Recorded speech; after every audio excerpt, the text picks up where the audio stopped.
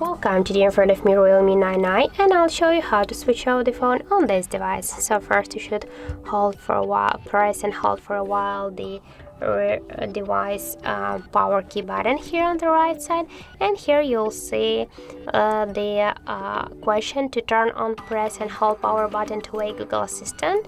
Click here off, and now just by press and hold the power button you will open the power off menu, and just to switch off the device you should slide this white dot to the down.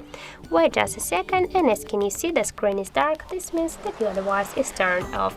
So thank you guys for watching, and if you find this video helpful, don't forget to leave a like, comment and to subscribe our channel.